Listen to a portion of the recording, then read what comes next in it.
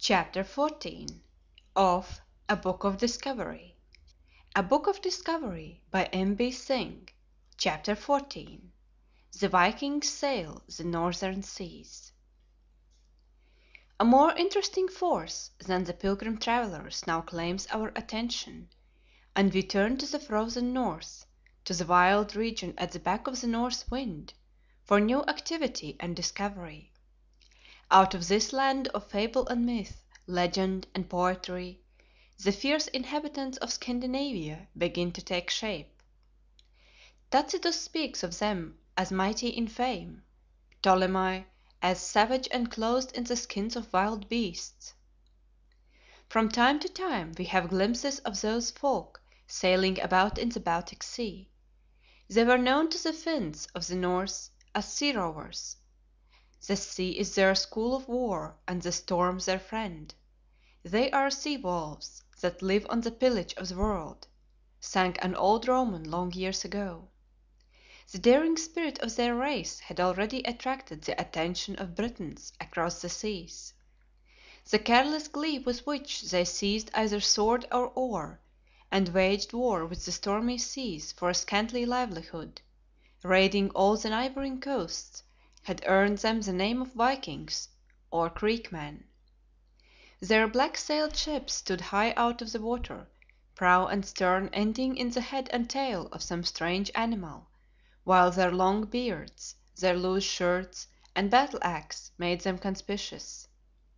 From the fury of the Norsemen save us, Lord, prayed those who had come in contact with those Vikings.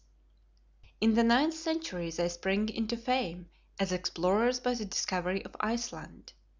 It was in this wise. The chief of a band of pirates, one Nadund, during a voyage to the Faroe Islands was driven by a storm upon the eastern coast of an unknown land. Not a soul was to be seen. He climbed a high mountain covered with snow and took a look round, but though he could see far and wide, not a human being could he detect. So he named it Snowland and sailed home to relate his adventures. A few years later another Viking, Gardar, bound for the west coast of Scotland, was likewise blown by a storm on to the coast of Snowland. He sailed right round and found it to be an island. Considering that it was unsafe to navigate the icy northern seas in winter, he built himself a hut on the island, lived there till the spring, and returned home. His account of the island fired the enthusiasm of an old Viking called Floki, who sailed away, meaning to take possession of the newly discovered country. At the Faroe Islands he let fly 3 ravens. The first returned, the second came back to the ship, the third guided the navigator to the island which he sought. He met a quantity of drift ice about the northern part of the island, and called it Iceland, the name it has borne ever since. But amid the Arctic ice he spent a desolate winter. The island seemed full of lofty mountains covered with eternal snow. His companions, however, were delighted with the climate and the soil. "Milk drops from every plant and butter from every twig," they said. This was a land where men might live free from the tyranny of kings. Free indeed, for the island was totally uninhabited. Iceland soon became a refuge for pirates and other lawless characters. Among these was a young Viking called Eric the Red. He was too lawless even for Iceland, and, being banished for 3 years, he sailed away in 985 in search of new lands. At the end of his 3 years he returned and reported that he had discovered land with rich meadows, fine woods, and good fishing, which he had named Greenland. So glowing was his description that soon a party of men and women, with household goods and cattle, started forth in 25 ships to colonize the new land. Still the passion for discovery continued, and Eric's son Leif fitted out a vessel to carry 35 men in quest of land already sighted to the west. It was in the year 1000 that they reached the coast of North America. It was a barren and rocky shore, to which Leif gave the name of Rockland. Sailing farther, they found a low coast, wooded to its edge, to which they gave the simple name of Woody Land. 2 days later an island appeared, and on the mainland they discovered a river up which they sailed. On low bushes by the banks of the river they found sweet berries, or wild grapes, from which a sort of wine was made. So Leif called the land Vinland. It is now supposed that Vinland and Woody Land are really Newfoundland and Labrador on the shores of North America. After this, shipload followed shipload from Iceland to colonize Vinland, but without success. So the Viking discoveries in these cold and unhospitable regions were but transitory. The clouds lifted but for a moment to settle down again over America till it was rediscovered some 500 years later. Before leaving these northern explorers, let us remind ourselves of the old saga so graphic in its description of their ocean lives. Down the fjords sweep wind and rain, our sails and tackle sway and strain, wet to the skin with sound within. Our sea steeds through the foam go prancing, while shields and spears and helms are glancing. From fjord to sea our ships ride free, and down the wind with swelling sail we scud before the gathering gale. Now, while these fierce old Vikings were navigating unknown seas, Alfred the Great was reigning over England.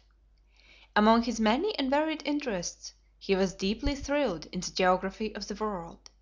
He was always ready to listen to those who had been on voyages of discovery, and in his account of the geography of Europe he tells us of a famous old sea captain called Othire, who had navigated the unknown seas to the north of Europe. Othire told his lord, King Alfred, that he dwelt northmost of all Northermen, on the land by the Western Sea. He said that the land is very long thence to the north, but it is all waste save that in a few places here and there Finns reside. He said that he wished to find out how far the land lay right north, or whether any man dwelt to the north of the waste. Then he went right north near the land, and he left all the way the waste land on the right and the wide sea on the left for 3 days. There was he as far north as the whale hunters ever go. He then went yet right north, as far as he could sail in the next 3 days. After sailing for another 9 days, he came to a great river. They turned up into the river, but they durst not sail beyond it on account of hostility, for the land was all inhabited on the other side. He had not before met with any inhabited land since he came from his own home, for the land was uninhabited all the way on his right save by fishermen, hunters, and fowlers, and they were all Finns, and there was always a wide sea on his left.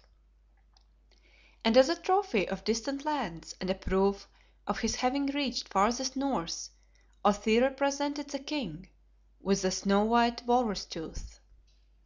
But King Alfred wanted his subjects to know more of the world around them, and even in the midst of his busy life he managed to write a book in Anglo Saxon, which sums up for us the world's knowledge some 900 years after Ptolemy, 900 barren years as far as much geographical progress was concerned. Alfred does not even allude to Iceland, Greenland, and Vinland. The news of these discoveries had evidently not reached him. He repeats the old legend of Thule to the northwest of Ireland, which is known to few on account of its very great distance. So end the brief but thrilling discoveries of the Northmen, who knew not fear, and we turn again to landsmen and the East. End of chapter 14.